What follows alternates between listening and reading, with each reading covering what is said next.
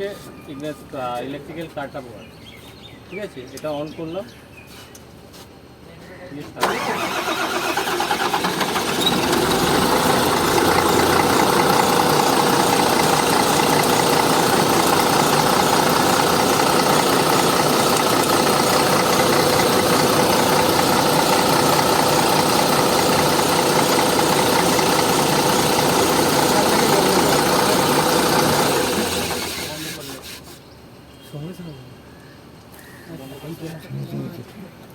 বেল্টের আওয়াজ চালু করে দিস।